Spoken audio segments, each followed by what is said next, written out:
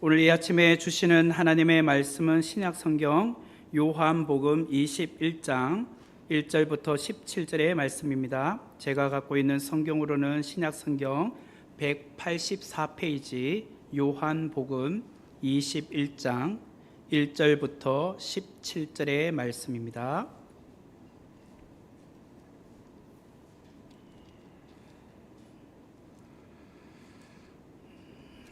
제가 봉독해 드리겠습니다. 그 후에 예수께서 디베라 호수에서 또 제자들에게 자기를 나타내셨으니 나타내신 일은 이러하니라. 시몬 베드로와 디두모라 하는 도마와 갈릴리 가나 사람 나다나엘과 세베대의 아들들과 또 다른 제자 둘이 함께 있더니 시몬 베드로가 나는 물고기 잡으러 가노라 하니 그들이 우리도 함께 가겠다 하고 나가서 배에 올랐으나 그날 밤에 아무것도 잡지 못하였더니 날이 새어갈 때에 예수께서 바닷가에 서셨으나 제자들이 예수이신 줄 알지 못하는지라. 예수께서 이르시되 얘들아 너희에게 고기가 있느냐 대답하되 없나이다. 이르시되 그물을 배 오른편에 던지라 그리하면 잡으리라 하시니 이에 던졌더니 물고기가 많아 그물을 들 수 없더라.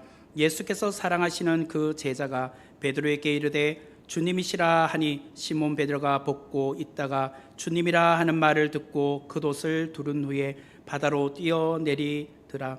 다른 제자들은 육지에서 거리가 불과 한 50칸쯤 되므로 작은 배를 타고 물고기 든 그물을 끌고 와서 육지에 올라보니 숯불이 있는데 그 위에 생선이 놓였고 떡도 있더라.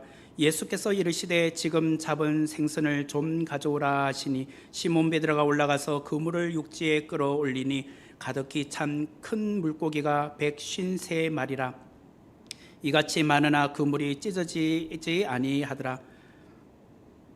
아니하였더라. 예수께서 이르시되 와서 조반을 먹으라 하시니 제자들이 주님이신 줄 아는 고로 당신이 누구냐 감히 묻는 자가 없더라. 예수께서 가셔서 떡을 가져다가 그들에게 주시고 생선도 그와 같이 하시니라. 이것은 예수께서 죽은 자 가운데서 살아나신 후에 세 번째로 제자들에게 나타나신 것이라. 그들이 조반 먹은 후에 예수께서 시몬 베드로에게 이르시되 요한의 아들 시몬아 내가 이 사람들보다 나를 더 사랑하느냐 하시니 이르되 주님 그러하나이다. 내가 주님을 사랑하는 줄 주님께서 아시나이다.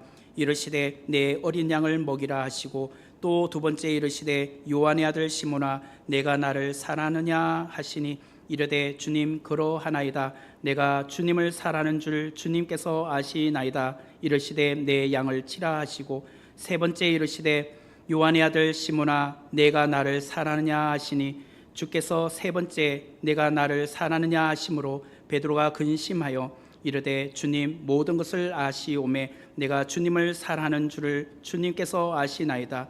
예수께서 이르시되 내 양을 먹이라. 아멘.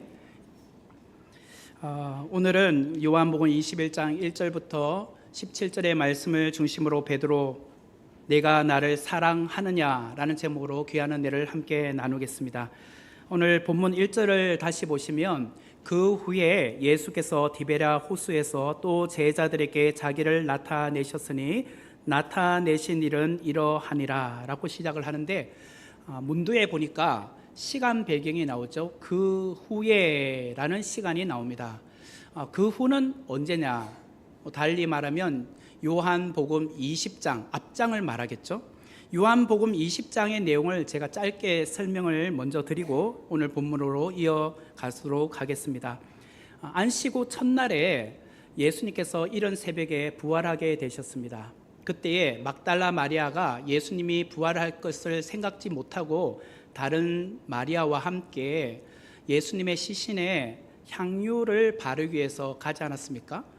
갔더니 무덤에 돌이 옮겨져 있는 것을 발견하게 되었습니다. 그래서 깜짝 놀라서 그 즉시로 베드로와 요한에게 찾아와서 예수님의 무덤을 갔더니 돌무덤이 열려져 있었다라고 말하게 됩니다. 그러자 베드로하고 요한이 급하게 뛰어갔더니 실제로 돌무덤만 열려 있었던 것이 아니라 또 예수님께서 그 안에 계시지 않았습니다. 예수님의 시신이 보이지 않았다는 거예요.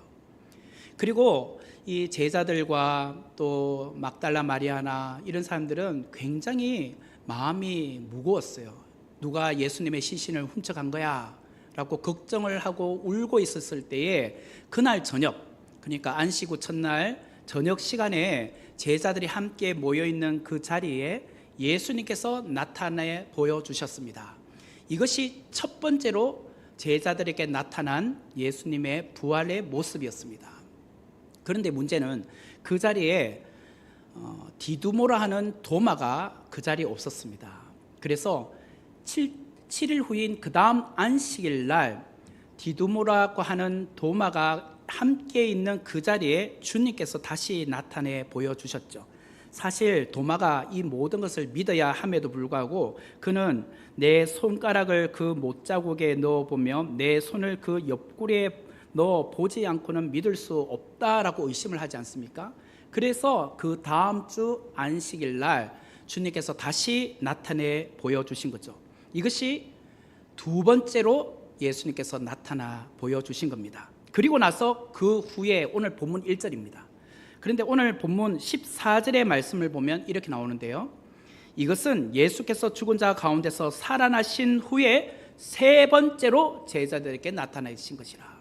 그래요. 제가 좀 전에 첫 번째는 부활하신 그날 저녁에 나타나셨고, 두 번째는 그 자리에 도마가 없었기 때문에 그 다음 안식일 날 또다시 나타내셔서 두 번째, 오늘은 그 후에 세 번째로 나타내 보여주신 거예요.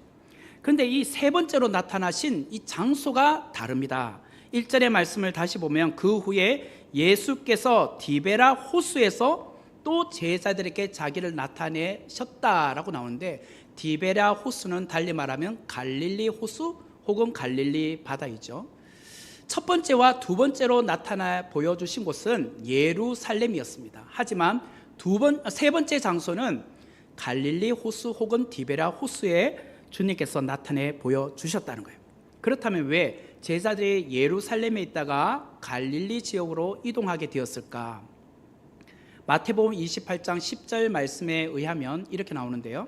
이에 예수께서 이르시되 무서워하지 말라, 가서 내 형제들에게 갈릴리로 가라 하라. 거기서 나를 보리라 하시니라. 여기서 내 형제들은 제자들을 말합니다. 예수님께서 분명히 말씀을 하셨습니다. 갈릴리로 가라, 거기서 나를 보리라 라고 말씀을 하신 거예요. 그러자 제자들이 그 즉시로 갈릴리 지역으로 이동하게 되었습니다. 그런데 이 갈릴리 지역에 지금 몇 명의 제자가 있었느냐? 2절 말씀에 보면 7명의 제자들의 이름이 등장하고 있습니다. 2절의 말씀을 보시면 시몬 베드로와 디두모라 하는 도마와 갈릴리 가나 사람 나다나엘과 세베대의 아들들과 또 다른 제자 둘이 함께 있더니, 이것을 다 합치면 7명이에요. 이 7명이 지금 갈릴리 지역에 지금 와 있다라는 것을 오늘 2절이 말을 하고 있습니다.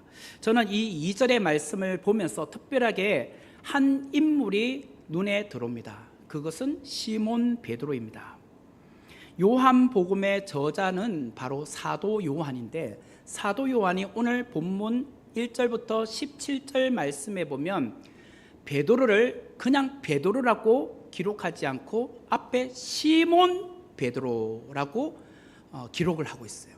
이것이 무려 5번에 걸쳐서 소개를 하고 있습니다. 2절, 3절, 7절, 11절, 15절 이렇게 5번에 걸쳐서 시몬 베드로라고 소개를 하고 있다라는 거예요. 또한 예수님은 베드로를 부르실 때 그냥 베드로야 라고 부르지 않고 요한의 아들 시몬아 라고 부르셔요. 이것이 3번에 걸쳐서 말씀하고 있어요. 15절, 16절, 17절. 다시 말하면 오늘 1절부터 17절의 말씀은 누구에게 특별하게 주기 위한 말씀이냐면 베드로를 향하여서 주시고 싶어 하셨던 말씀이란 것을 알 수 있어요. 왜? 사도 요한이 시몬 베드로라고 5번에 걸쳐서 기록하고 예수님도 요한의 아들 시몬아 라고 3번에 걸쳐서 말씀하신 걸 통해서 우리가 알 수 있다는 거예요. 이것을 오늘 우리에게로 적용하면 이렇습니다. 매주일 강단에서 제가 말씀을 전하고 있습니다. 오늘도 여러분들이 이 말씀을 듣고 은혜 받기 위해서 이 자리에 앉아 계시는데, 특별히 성령 하나님께서 오늘 누군가에게 특별하게 마음 문을 열기를 원하시는 분이 있다는 거예요. 오늘 내가 이 말씀을 하는 것은 너에게 하는 말이야. 우리 모두에게 하는 말씀이지만 특별히 누구에게 딱 말씀하고 싶어 하신 말씀이 있다는 거예요. 오늘 7명의 제자들이 함께 있었지만 그 중에서도 유독 성령 하나님은 시몬 베드로, 이 사람에게 뭔가 말씀하고 싶었던 것이 있었다라는 것을 오늘 이 본문을 통하여 볼 수 있습니다. 그러므로 오늘 성령 하나님께서 특별하게 내게 주시는 말씀으로 여러분 마음 안에 오늘 다가오는 말씀이 되었으면 좋겠어요. 오늘 주님께서 시몬 베드로와 같은 나에게 주실 말씀이겠구나, 그런 기대함으로, 그런 사모함으로 이 귀한 말씀을 받기를 원합니다. 여러분, 제가 베드로 시리즈 첫 번째 설교 때에 제목을 이렇게 정하지 않았습니까? 베드로 장차 반석이 되리라. 그 제목을 여러분 기억하실 거예요. 요한복음 1장 42절에 나오는데, 데리고 예수께로 오니 예수께서 보시고 이르시되 내가 요한의 아들 시몬이니 장차 게바라 하리라 하시니라. 게바는 번역하면 베드로라. 예수님께서 베드로를 처음으로 만나자마자 하셨던 말씀이에요. 이전에 한 번도 만난 적이 없는데 처음 보자마자 하셨던 말씀이 장차 너는 게바라 하리라, 베드로라 하리라 라고 하신 거예요. 이름을 바꾸어 주셨어요. 그 이후부터 시몬은 베드로라 불려지게 되었습니다. 그리고 제자들 사이에서는 시몬이라 부르지 않고 베드로라고 이름을 부르게 되었다라는 거예요. 그렇기 때문에 오늘 본문 1절부터 17절에 보면 당연히 베드로 이렇게 말해도 되는데도 불구하고 시몬이라는 단어를 붙였다는 것이 뭔가 우리에게 의미심장하게 다가온다는 거예요. 그리고 주님께서도 베드로야 라고 부르지 않고 요한의 아들 시몬아 라고 불렀다. 이거는 이전에 예수님께서 장차 게바라리라 베드로라리라고 하신 말씀 이름을 바꿔주기 이전 본래 그의 이름으로 불러줬다는 것이 의미심장하게 우리에게 다가온다는 거예요. 여러분, 예수님을 믿고 따르는 내 모습이 어쩌면 오늘 시몬처럼 살아가고 있는지 않는가라는 생각이 들어요. 왜 오늘 본문에 베드로라고 해도 되지만 시몬 베드로라고 했을까? 그것은 베드로가 예수님의 수제자로 그동안 명성이 있었지만 어느 순간부터 그 베드로라는 이름이 정말 주님께서 지어준 그 이름의 명성에 걸맞지 않게 모든 부분에서 영적으로 무너져 있었다는 것을 보여주는 거예요. 마치 예수님을 처음 만났을 때로 되돌아가고 있는 모습처럼 보여진다는 거예요. 그렇기 때문에 오늘 우리에게 말씀하는 거예요. 예수님 믿고 따라가는 우리의 신앙의 모습을 볼 때에 어쩌면 우리가 베드로가 아니라 시몬으로 살아가고 있지 않은가. 수십 년째 신앙생활을 하면서도 한때는 누구보다도 열심히 베드로처럼 열정을 갖고 믿음 생활했고 열심을 갖고 주의 일을 해왔는데, 그때는 주의 말씀을 들을 때에, 주일날 말씀을 들을 때 눈물이 나고 감격을 느꼈고 기뻐했고 그 말씀 앞에 정말 순종하고 싶어 매 주일을 기다려 왔는데 어느 날 내 모습 속에 그 기쁨이 사라졌어요. 어느 날 내 안에서 열정이 사라졌어요. 어느 날 내 모습에서 헌신이 사라졌어요. 내 모습을 보니까 베드로가 아니에요. 이제 시몬처럼 주님 앞에 서 있는 내 자신을 볼 때가 있더라는 거예요. 여러분, 오늘 말씀을 들으면서 다시 예수님을 만나기 위하여 갈릴리로 나아가셔야 된다는 거예요. 주님을 만났던 첫 사랑의 자리에서 다시 여러분들이 회복하셔야 된다는 거예요. 그리하여 시몬이 아니라 베드로로 다시 신앙을 회복하고 헌신의 자리로 다시 일어서야 된다는 거예요. 오늘 요한복음 21장의 말씀은 주님께서 베드로라 이름을 지어 주셨지만 어느 날부터 그는 베드로가 아니라 시몬으로 되돌아가 버린, 은혜의 자리와 헌신의 자리와 기쁨의 자리에서 열정을 잃어버린 시몬처럼 살아가고 있는 분들에게 주시는 말씀이에요.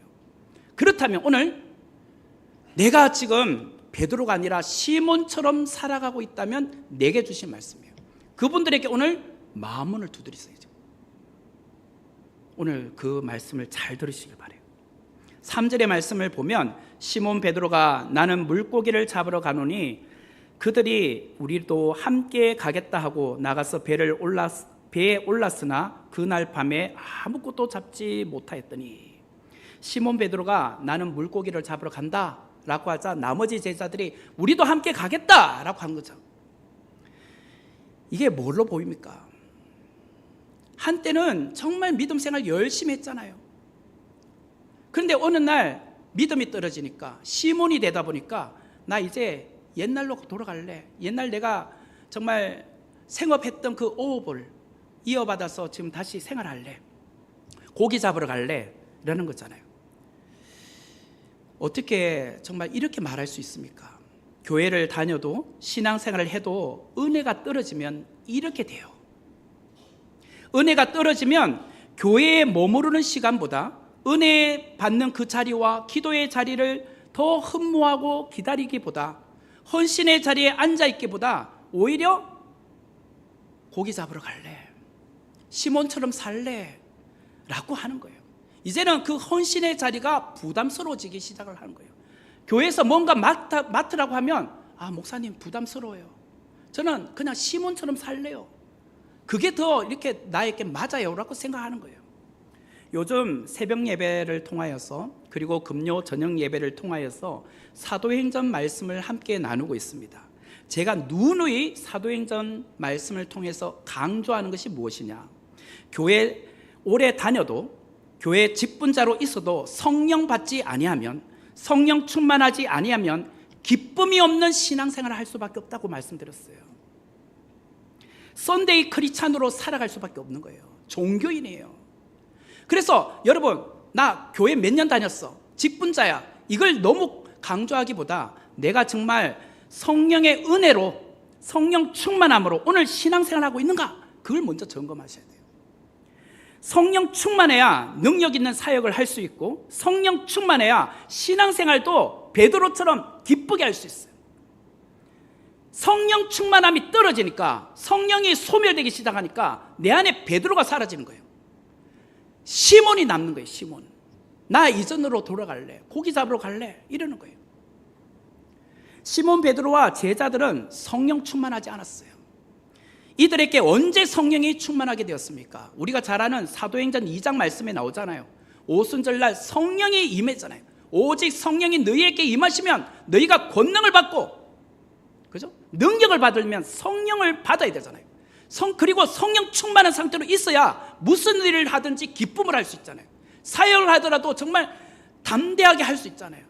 핍박 가운데서도 담대하게 복음을 전할 수 있잖아요. 그게 없으니까 조금만 고난이 오고 핍박이 오면 나 고기 잡으러 갈래요, 나 이제 신앙생활 그냥 이렇게 살래, 이러는 거예요. 그런데 성령 충만하지 않으면 우리는 결국은 옛 직업, 옛 생업, 과거에 익숙한 것으로 돌아가고 말아요. 그런데 그렇게 되면 어떻게 됐냐? 3절 마지막에 보면 그날 밤에 아무것도 잡지 못해요. 제가 이전에 설교 중에 갈릴리 어부들의 하루 일과에 대해서 자막을 통해서 보여준 적이 있습니다. 갈릴리 어부들의 하루 일과가 어떻게 이제 되는지. 그들은 밤이 되면 고기 잡으러 나가잖아요. 깊은 곳으로. 그리고 노를 져서 한 2시간 정도 고기를 잡기 위해서 깊은 바다로 나가면 그곳에서 그물을 이제 던지고 한 2-3시간 동안 또 잠을 자면서 고기가 잡히기를 기다리잖아요. 그러다가 한 새벽 4시경에 그물을 끌어올리잖아요. 그리고 다시 그 그물을 싣고 다시 육지로 돌아온다고 말씀드렸어요. 그리고 아침에 되면 그 물고기를 팔기도 하고 또 배의 그물을 다시 수리하기도 하고, 그리고 나서 그물을 싣고 다시 집으로 들어가죠. 그리고 낮 시간에 조금 잠을 자다가 또 오후 한 4시경에 나온다고 했어요. 결국은 이들은 밤에 고기를 잡으러 나갑니다. 오늘 본문에도 보면 우리는 고기 잡으러 갈래? 이거는 그들이 늘 익숙한 그 시간에 나가는 겁니다. 그날 밤에 나갔지만 아무것도 잡지 못하고 돌아왔습니다. 이것은 무엇을 말할까요? 3년 전에 이들은 주님의 부르심을 받고 무엇이 되었죠? 제자가 되었습니다. 제자가 되었다라는 말은 이제는 과거처럼 세상의 방식으로 살 수 없게 되었다는 뜻입니다. 저와 여러분이 바로 그런 사람들입니다. 신앙생활을 한다라는 것은 그리스도인이 된다는 뜻이에요. 그리스도인으로 산다라는 것은 나는 예수의 사람으로 산다라는 뜻이에요. 이제는 예수 없이는 살 수 없는 존재가 누구냐? 그리스도인, 바로 내가 되었다라는 뜻이에요. 예수 믿기 전에는 내가 세상의 방식대로 해도 다 통했어요. 세상의 방식대로 뭔가 해도 돈이 잘 벌어졌어요. 그러나 그때는 내가 익숙한 대로, 경험한 대로 내가 사람을 동원해서 하면 뭔가 척척척척 일이 되었어요. 하지만 예수님을 믿고 나니까 그 전에 했던 방식이 이제 안 통해요. 예수를 떠나 살면 잘 될 거라고 생각하죠? 이제는 통하지 않아요. 왜? 나는 예수님을 믿게 되었기 때문에, 나는 이제 그리스도인이 되었기 때문에, 그리스도인이 되었다는 것은 예수의 사람으로 살겠다고 작정했기 때문에, 다짐했기 때문에, 그러면 이제는 세상의 방식이 아니라 예수님께서 말씀하신 방식대로 살아야 된다는 거예요. 구약의 이스라엘 백성들이 그런 자들이었어요. 주변 나라들은 다 세상의 방식대로 살아가고 있었습니다. 세상의 방식대로 바알과 아세라를 섬기며 그들에게 또 비를 달라고 하면 그들 나름의 방식대로 잘 되었어요. 하지만 이스라엘 백성들은 바알과 아세라를 섬길 수 없어요. 섬기면 안 되었어요. 섬기면 하나님께서 복 주지 않았어요. 세상의 길을 가면 결국 그들은 망하고 말았어요. 이게 누구냐? 이스라엘 백성들의 정체성이었다는 거예요. 저와 여러분이 바로 그런 자들이에요. 우리는 예수의 사람이 되었어요. 그리스도인이 되었어요. 이제는 세상으로 돌아갈 수 없는 사람들이 되었다는 거예요. 과거 교회 다니기 전에 익숙했던 방식, 세상의 방식대로 고기 잡으면 그때는 통했는지 모르겠지만 이제는 안 통합니다. 왜? 이제는 주님께서 말씀하신 방식대로 해야 되기 때문이에요. 그런데 나 고기 잡으러 갈래? 라고 하면 내가 과거에 어부 생활을 오랫동안 했기 때문에 그 익숙한 방식대로 잘 될까요? 안 돼요. 이제는 오히려 잘 되는 게 문제예요. 그러면 하나님 없이도 살 수 있다고 생각했기 때문에 절대로 하나님은 그 사람을 잘 되게 하지 않아요. 왜? 너는 예수님 믿는 사람이니까 예수 안에 거해야 잘 돼. 예수님 안에 있어야 축복받아 라고 하시거든요. 이게 누구냐? 오늘 우리의 정체성이에요.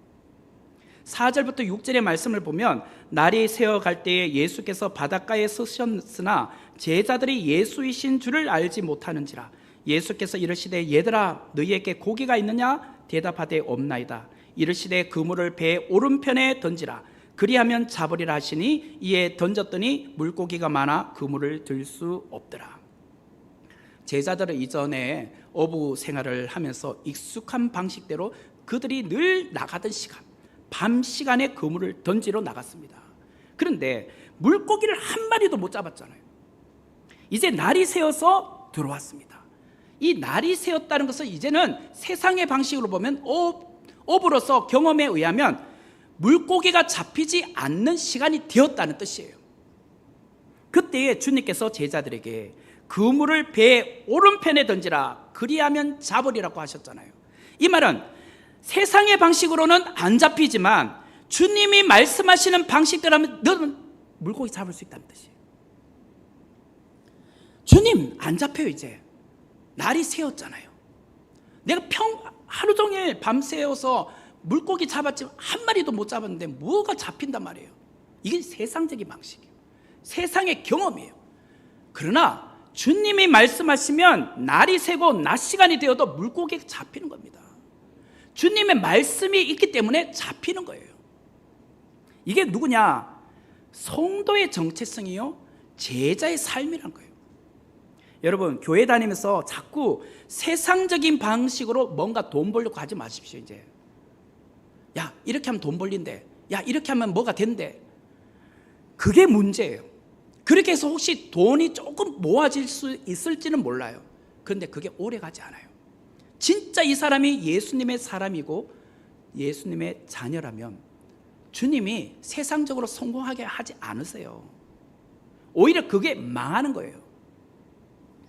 세상의 방식으로 되지 않고 주님의 방식으로 된다고 고백하게 만드는 것이 신앙생활이에요. 아, 주님이 하셔야 되는구나. 주님의 말씀대로 내가 순종해야 주님께서 복을 주시는구나. 이걸 경험하는 것이 신앙생활이라는 거예요. 7절의 말씀을 보면 예수께서 사랑하시는 그 제자가 베드로에게 이르되 주님이시라 하니 시몬 베드로가 벗고 있다가 주님이라 하는 말을 듣고 겉옷을 두른 후에 바다로 뛰어내리더라. 사랑하시는 그 제자는 요한복음의 저자인 사도 요한을 말합니다. 무태에 있는 어떤 사람이 멀리서 이렇게 말합니다. 배 오른쪽에 그물을 던져라. 그 말을 듣고 물고기를 던졌더니 정말 물고기를 많이 잡은 겁니다. 그래서 요한은 깨닫습니다. 저분이 바로 예수님이셔. 예수님이셔 라고 하자 그 옆에서 그물을 이렇게 끌어올리던 베드로가 그 말을 듣는 즉시 그때 물고기 잡는다고 그물을 올리면서 우통을 벗었거든요. 너무 더우니까. 그러다가 자기 옷을 허리에 동이고 물속으로 뛰어들었어요. 헤엄쳐서 주님 앞에 가겠다는 거죠. 8절에 보면 육지까지 거리가 불과 한 50칸쯤 되었다고 나오는데 이것은 90m예요. 90m. 그러니까 거의 100m 조금 덜 되는 거리를 헤엄쳐서 육지까지 가고 있습니다. 베드로는 헤엄쳐서 육지까지 가면서 무슨 생각을 하게 되었을까요? 3년 전에 내가 주님을 처음 만났을 때 사건이 막 회상되기 시작한 거예요. 떠오르기 시작한 거예요. 그게 누가복음 5장의 말씀이에요. 베드로와 그의 형제 안드레 그리고 야고보와 요한이 함께 물고기를 잡으러 나갔는데 그날도 한 마리도 물고기 못 잡았습니다. 허탕치고 돌아왔어요. 이제 집으로 가기 위해서 거물을 싣고 들어가려고 하는데 예수님께서 시몬의 배에 올라타시더니 무리에게 복음을 전하겠다고 하는 거예요. 그래서 저만큼씩 좀 배를 좀 옮겨달라. 그리고 여기 무태에 있는 사람들을 대상으로 주님께서 말씀을 하는 겁니다. 그리고 배에 그냥 혼자 앉아 있는 사람이 누구냐? 베드로예요. 베드로는 옆에서 예수님께서 말씀하신 걸 듣고 있고 나머지 사람들은 그 해변가에서 앉아가지고 예수님의 말씀을 듣고 있는 겁니다. 그것이 뭐 어느 정도 걸렸는지 모르겠지만 대략 한 시간이라고 합시다. 1시간 동안 복음을 다 계속 듣는 겁니다. 하나님 나라에 대한 이야기. 그 말씀을 마치시고 나서 누가복음 5장 4절에 이렇게 말하죠. 말씀을 마치시고 시몬에게 이르시되 깊은 데로 가서 그물을 내려 고기를 잡으라. 이제 말씀이 마쳤어요. 보통 같으면 주님 제가 어떻게 지금 깊은 데로 갑니까? 지금은 너무 피곤한 시간이잖아요. 벌써 시간이 점심시간 좀 되어 가지 않습니까? 이 시간은요 제가 집에 이미 들어가서 잠잘 시간이에요. 오후 한 4, 5시쯤 나와서 그때 그물을 싣고 주님의 말씀대로 내가 물고기 잡으러 나갈게요. 그래도 되지만 지금 1시간 동안 주의 말씀을 듣다 보니까 은혜를 받은 겁니다. 그래서 주의 말씀에 의지하여 깊은 데로 나가서 그물을 던졌더니 많은 물고기를 잡게 된 거예요. 그때 예수님께서 하신 말씀 누가복음 5장 10절에 보면 이제 후로는 네가 사람을 취하리라, 사람을 낚는 어부가 되리라고 말씀을 하신 겁니다. 베드로는 3년 전 동일한 장소인 이곳 갈릴리 바다에서 밤새도록 물고기를 잡아보았지만 그때는 한 마리도 못 잡았어요. 그때 주님이 깊은 데로 가서 물고기를 잡으라라고 했을 때 그 말씀에 순종했더니 많은 물고기를 잡았잖아요. 그런데 그 장면이 오늘 똑같이 일어나고 있습니다. 나 물고기 잡으러 갈래. 그랬더니 나머지 6명의 제자들 우리도 함께 가자 라고 해서 밤새워서 물고기를 잡으러 나갔지만 한 마리도 못 잡았잖아요. 그런데 돌아왔더니 저 해변가에서 하시는 누군가 한 명 서서 하는 말이 배 오른쪽에 그물 던져봐 했더니 물고기를 많이 잡은 거예요. 오늘 본문에는 153마리 153마리라고 나와요. 똑같은 것이 3년 전에도 있었고 오늘 이 자리에도 일어나고 있는 겁니다. 그것을 보는 순간 베드로는 놀랐을 겁니다. 이게 우연에 의해서 일어났을까요? 아니요. 주님께서 의도적으로 만들고 있는 이야기였습니다. 베드로를 위하여. 9절의 말씀을 보면 육지에 올라 보니 숯불이 있는데 그 위에 생선이 놓였고 떡도 있더라. 7명의 제자들 가운데 이 숯불과 관련해서 자기 자신의 모습을 가장 먼저 연상시켰던 사람은 누구일까요? 당연히 베드로 아니겠습니까? 제가 지난 시간에도 말씀드렸지만 베드로가 예수님께서 잡혀가셔서 대제사장에게 신문받고 계실 때 그 베드로가 대제사장의 뜰에서 새벽 시간에 많이 추웠으니까 숯불 앞에 불을 쬐고 있었잖아요. 그때 자기 앞에 숯불이 있었잖아요. 그런데 그 앞에서 예수님을 3번이나 부인하지 않았습니까? 근데 오늘 그 숯불, 같은 숯불 위에 예수님께서 생선과 떡을 굽고 계시네요. 그 숯불을 보는 순간 베드로는 자기 자신을 생각하게 됐을 거예요. 내가 이 숯불 앞에서 예수님을 3번이나 부인했는데 그게 아마 떠올랐을 것 같아요. 그래서 그는 아무 말도 할 수가 없었어요. 12절의 말씀을 보면 예수께서 이르시되 와서 조반을 먹으라 하시니 제자들이 주님이신 줄 아는 고로 당신이 누구냐 감히 묻는 자가 없더라. 주님이 조반을 먹으라, 아침을 먹으라 라고 했었을 때 제자들도 주님이신 줄 알고 있었지만 아무도 말하지 않았더라고요. 보통 같으면 주님이 차려주신 그 밥상에 주님 너무 고맙습니다, 감사합니다 그러면서 주님과 막 대화를 해야 될 거 아니에요. 그래 맛있다 와 주님 참 최고입니다 따봉 그러고 해야 될 거 아니에요. 근데 아무도 말하지 못해요. 왜? 그들도 역시 주님이 잡혀가실 때 다 도망가고 없었잖아요. 특별히 베드로도 그 숯불 앞에서 예수님을 3번이나 부인하지 않았습니까? 그랬던 그들이 어찌 감히 주님 앞에 무슨 말을 할 수 있겠습니까? 죄송스러웠어, 미안했어, 부끄러웠어, 아무 말도 못하고 그냥 조반을 먹고 있는 겁니다. 인간적으로 생각해 보면 주님은 제자들에게 얼마나 배신감이 컸을까요? 보통 같으면, 여러분 같으면 그 말도 안 듣는 자식에게 아침밥상 차려주고 싶습니까? 알아서 먹어라 하든지, 그죠? 오늘은 밥 없어 라고 하든지 그럴 거 아니에요. 저 같으면 속상해서 이런 말을 할 것 같아요. 이 제자들에게 야 이놈들아, 내가 3년 동안 너희들에게 어떻게 했는데 십자가 지기 전날 밤에 성만찬을 통해서 너희들의 더러운 발까지 씻어주지 않았느냐. 꼬라내 나는 그 발을. 그런데 이놈들아, 그래 나를 체포하러 온 무리들을 보고 다들 도망쳐버려. 그리고 너 베드로 이리 나와봐 임마. 너는 모든 사람들은 다 배신해도 너는 배신 안 하겠다며. 근데 다 굴기 전에 여종 앞에서 나를 배신해? 그리고 그 옆에 있던 고기 구운 거 생선 들고 막 때렸을 것 같아요. 볼자구를 탁탁탁. 그러면 아무 말 못하죠. 혹 그런 행동을 안 하셨더라도 속으로 이런 생각은 들 것 같아요. 야, 너 그거 먹다가 배탈 나버려라, 식중독 걸려버려라, 그러고 싶잖아요, 마음은. 하지만 주님은 시리에 빠져 있고 의욕을 잃어버리고 사명을 잊어버린 이 제자들을 위해서 너무나도 사랑스럽게 조반을 준비해 주셨다는 거예요. 첫사랑의 자리 갈릴리에서 주님의 제자로 부름받았던 그곳에서 다시 첫사랑을 회복할 수 있도록 주님께서 그 자리를 마련해 주고 계셨던 거예요. 특히 주님은 오늘 베드로에게 이렇게 말씀하고 계십니다. 15절의 말씀인데요, 그들이 조반 먹은 후에 예수께서 시몬 베드로에게 이르시되 요한의 아들 시몬아, 내가 이 사람들보다 나를 더 사랑하느냐. 요한의 아들 시몬아, 네가 다른 사람보다 나를 더 사랑하느냐.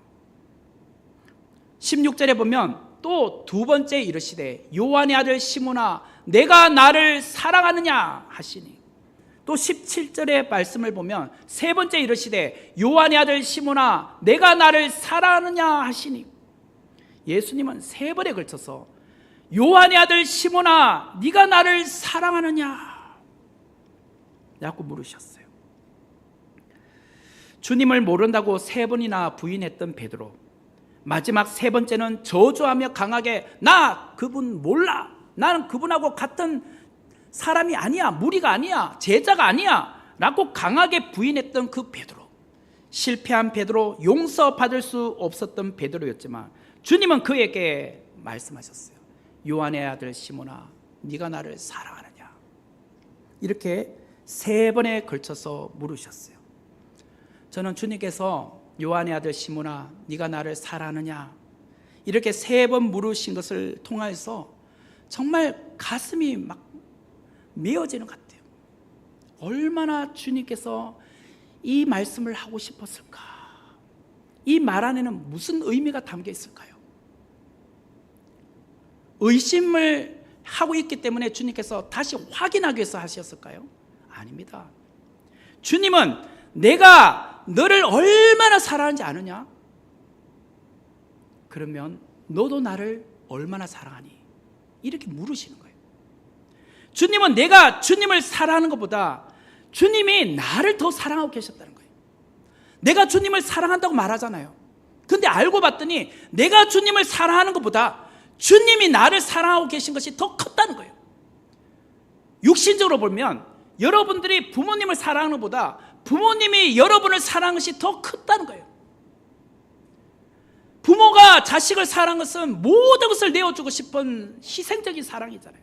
그 사랑과 같이 주님은 오늘 제자들에게 나는 이처럼 너를 사랑했다. 너희들을 사랑한다. 그래서 정말 미움이 올라오는 것이 아니라 정말 악한 복수의 마음이 올라오는 것이 아니라 그들을 사랑하는 마음에서 조반을 준비해 주신 거죠. 그동안 베드로 시리즈를 통해서 우리는 말씀을 나누었지만 베드로는 얼마나 허물이 많았고 실수가 많았고 쉽게 충성맹세를 했습니까? 다들 주를 버릴지라도 저는 절대로 주님을 버리지 않겠습니다 라고 호언장담했던 그가 이제는 주님께서 십자가에 달려 죽으시는 그 현장 가운데 누구보다도 멀찍이 따라가고 있었고 또 불을 쬐는 그 앞에서 세 번에 걸쳐서 주님을 모른다고 배신했던 그 베드로이지 않습니까? 우리 같으면 이런 베드로를 용서할 수 있겠습니까? 베드로 역시 주님은 나를 용서하지 않을 거야. 다시는 나를 수제자라고도 부르지 않고 아니 제자도 다시 인정하지 않을 거야 라고 생각했을 거예요. 그런데 주님께서 요한의 아들 시몬아 네가 나를 사랑하느냐 라고 말씀을 하신 거예요. 너는 나를 배신했고 너는 넘어졌지만 그러나 나는 끝까지 너를 사랑한다. 요한의 아들 시몬아 너는 나를 사랑하느냐? 이 질문을 던지신 거예요. 그 질문 앞에 베드로는요 마음이 녹기 시작을 했습니다. 이게 무엇이냐? 사랑의 힘입니다. 17절의 말씀을 후반부에 보면 주께서 세 번째 네가 나를 사랑하느냐 하심으로 베드로가 근심하여 이르되 주님 모든 것을 아시오매 내가 주를 사랑하는 줄을 주님께서 아시나이다. 주님께서 세 번이나 물으시니까 베드로는 근심했다라고 말해요. 앞에서는 주님 제가 사랑하잖아요. 근데 세 번이나 물으니까 베드로가 근심이 되죠. 왜? 자기가 했던 행동들이 있으니까. 베드로는 스스로를 돌아봅니다. 베드로는 주님 제가 주님 사랑한 거 주님 아시잖아요. 사실 제가 실수 많아요. 실패도 했어요. 주님 제가 허물이 많아요. 호언장담하면 말도 내뱉었어요. 하지만 주님 제 마음은 그게 아닌 줄 주님은 아시잖아요. 제가 주님을 얼마나 사랑하는지 주님은 아시잖아요. 이게 거짓말입니까? 진심이옵니다. 진심. 베드로는 비록 실수가 많아요. 실패했어요. 그러나 주님을 사랑하는 것은 진심이었어요. 우리도 그렇지 않습니까? 우리는 실패 안 합니까? 우리는 실수 안 합니까? 우리는 호언장담 안 합니까? 연초되면 열심히 하겠다라고 하지만 이쯤 되면 또다시 실패했잖아요. 주님 앞에 늘 부족한 존재 아닙니까? 그렇지만 주님, 저 주님 사랑한 거 아시잖아요. 나의 연약함, 나의 부족함 주님께서 다 알잖아요. 그래서 주님은 오늘 그에게 말씀을 하십니다. 17절 제일 끝에 보면 예수께서 이르시되 내 양을 먹이라. 주님은 베드로에게 사명자로 다시 세워주셨어요. 성도 여러분, 주님께서 저와 여러분을 사랑하신다는 그 증표가 뭘까요? 주님이 우리를 사랑한다는 그 증표, 그게 뭘까요? 부족하고 신실하지 못한 저와 여러분에게 다시 직분을 맡겨주신다는 것. 이것이 주님께서 저와 여러분을 사랑한다는 증표예요. 어떤 사람에게 일을 맡길 때 여러분 같으면 실패했고 실수했고 매번 제대로 못하면 그 일을 다시 시키겠습니까? 맡기겠습니까? 불안한데 이제 저 사람 못 시키겠다, 이런 생각이 들잖아요. 그걸 알지만 주님께서 우리에게 다시 내 양을 먹이라 사명자로 세워주신 것은 주님이 나를 얼마나 사랑하시면 그 실수를 알고도 그 실패를 알고도 허물이 많은 것을 알면서도 세워주실까. 이게 주님의 사랑이에요. 주님께서 저와 여러분을 주님의 몸된 교회인 선목교회의 직분자로 세워주지 않으셨습니까? 우리가 내세울 것이 있고 완벽하기 때문에 한 번도 실수 안 했고 실패 안 했기 때문에 주님께서 오늘 이 직분을 맡겨주신 겁니까? 아니죠. 이제 다음 달 되면 우리 10분의 직분자들이 세워지는데 여러분 완벽해서 주님께서 이 자리에 세워주시는 겁니까? 아니죠. 우리도 베드로잖아요. 시몬이었잖아요. 시몬. 그렇지만 주님이 우리를 사랑하시기 때문에 넘어져도 다시 일어나도록, 넘어지고 실패해도 다시 그 직분을 감당할 수 있도록 용기를 주시는 거예요. 소망을 주시는 겁니다. 그것을 할 수 있도록 격려하는 겁니다. 우리가 주님의 몸된 교회를 사랑하고 섬기는 것이 결국은 주님이 나를 사랑하신다는 것에 대한 증표예요. 그렇다면 내가 주님을 사랑한다는 것을 말로만 해서 되겠습니까?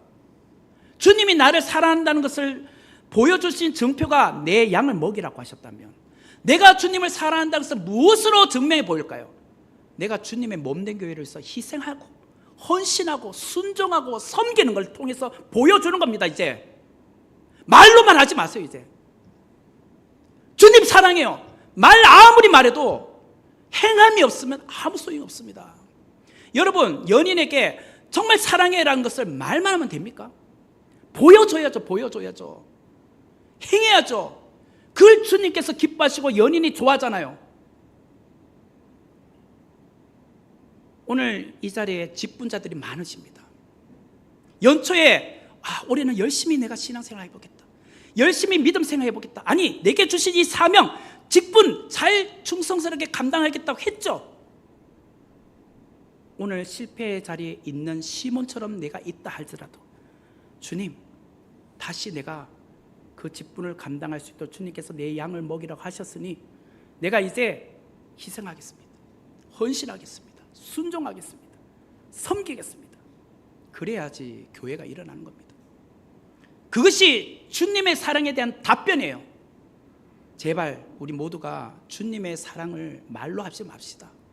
행함으로 보여주는, 그리하여 나 그 무엇과도 주님을 바꾸지 않겠습니다, 온 마음과 온 정성을 다하여 주님을 사랑하는 자로 살겠습니다 라고 다짐하며 나가는 우리 모두가 되기를 주의 이름으로 축원합니다. 같이 기도하겠습니다.